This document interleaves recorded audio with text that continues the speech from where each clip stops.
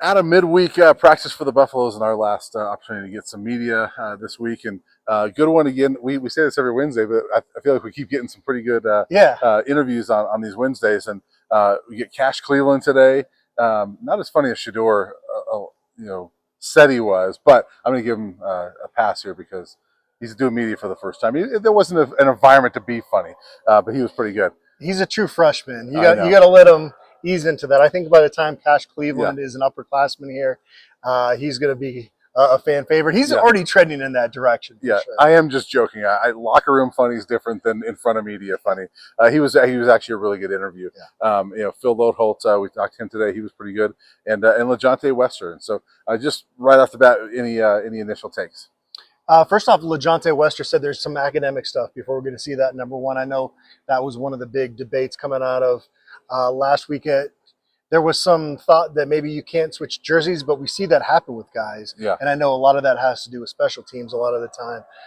But no, it's going to be fun to see him out there. Hopefully he gets to wear that number one because we've heard that he's the leader, the vocal leader of that group. And he's been unbelievable to watch. Some of the things he and Jimmy Horn can do from cutting off angles. You see these defensive backs that they kind of have this muscle memory of this is how I'm going to get to the ball carrier. And those guys kind of have the cheat code on that a little bit. Yeah. And so it's been a lot of fun to watch both of those guys just from their explosiveness out of that slot receiver position. Yeah, and Will Shepard talked the other day about Lejante being a vocal leader. We've seen it in the well-off media videos, but Lejante was saying that when he first got here, he wasn't like that. He was, like Coach Prime kind of pulled him aside and said, "Look, I see that you're kind of feeling yourself," and he goes, "But I need you to speak up and be a leader. That's why I brought you here." He goes, "That's kind of where that started. Is Coach Prime kind of was like, let's go, be a leader," and we definitely see it.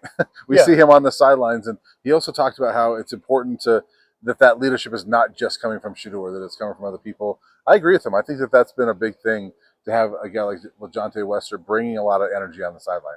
It took 2 years, but the ownership is starting to be taken over by the players at positions, and that it sometimes can be misleading if you just go off media scrums, but you just see the whole totality of everything. And even when a mistake gets made, you're going to get called out for it. And I liked on the broadcast they had on Fox that I think it was Brock Heward said that, that's at times looks like a bad thing, but is oftentimes a really good thing of that you have to live up to the standard. I know Coach Prime hates the word culture, but he uses the standard is the standard, those words. And you're starting to see the players really fully buy into what that standard is. Yeah, and it's across the board. I mean, we're seeing it going to the offensive line now with Holt and Cash Cleveland talking today. The standard's pretty high there. I mean, Hank Zilinskas has played pretty well most this year, but he's had a few snap issues. He had a snap issue on the very first play of the game the other day and doesn't play really the rest of the game. He was out after that first series. And so the high standard is you better come ready to play. And Coach Prime said the other day that, number one, just get the ball to the quarterback.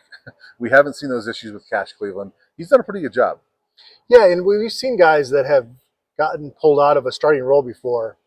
And if you show the right attitude, then you can get that back. The right work ethic.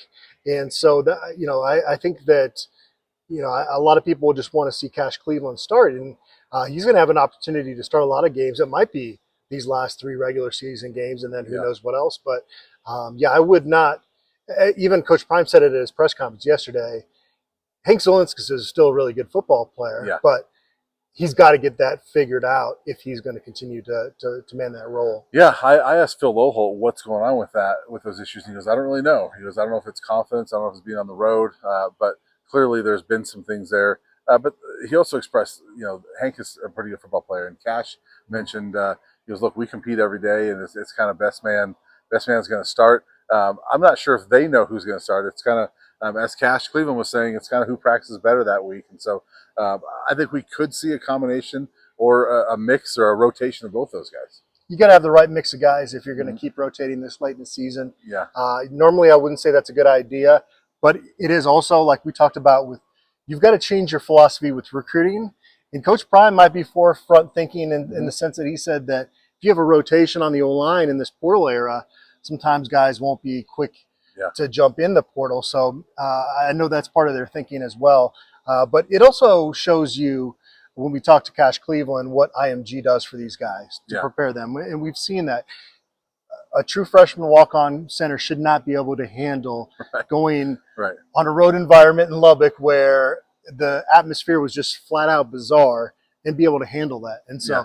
that goes back to the preparation they got. And there's a reason that you'll look at Brian, a guy that is like second string as a junior at IMG, will sometimes get Power 5, Power 4 offers because they know that when they come in, they're going to be more ready than the guy coming out of a typical high school. And oh, by the way, Cash Cleveland was doing that for a top 20 team in the country. He wasn't just doing Right, that for anybody. So it was pretty impressive. I asked Phil Lodehold about Tyler Brown, the offensive guard who has been playing some defense and obviously practiced at defense a little bit last week, had maybe his best game on offense. Lodehold said something funny. He's like, look, my guys have to run gassers if they get beat by Tyler Brown. And there's some guys running some gassers right now because Tyler Brown's pretty good. Yeah, he's got the athleticism. I don't want this to offend offensive linemen. I said it on our guy Chico's show that just the stereotype is that offensive linemen have the higher IQ, defensive linemen are more athletic, right? Yeah. That's kind of how it shakes out with those big body guys a lot of the time in football.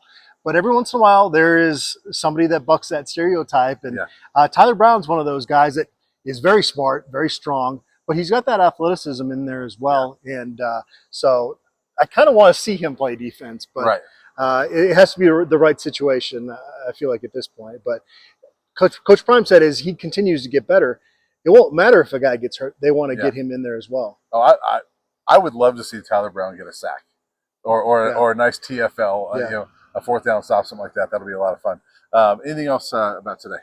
Well, we didn't talk yesterday about Arden Walker, and I realized that when I was going back through and producing the video because he's one of my favorite buffs. Yeah. I remember covering him at Cherry Creek when they were kind of going in that transition from McIntyre to Tucker, and it seemed like a young man that really wanted to be a buff. But he couldn't be a buff coming out of high school because he didn't feel that confidence in the direction of the program. And so he went to Missouri, got a little seasoning, and came here, and it's been a really cool story to follow along with. And he is last year at this time, he was starting to come on, and everybody's like, he's going to be taking that torch from Jordan Dominic. Well, it turns out they did so well with portal recruiting on the edge that he's just one of a wave of guys you're throwing out there, but his impact has been so big here this season. Yeah, it was great to see him have his first 2-sack game the other night, and the last one being that big play where he knocks the ball loose and Shiloh picks it up. Two guys that I think kind of needed a big play like that. It was cool to see that. So, Arden Walker playing some good football. Adam and I are going to be back later this week to preview the Utah game.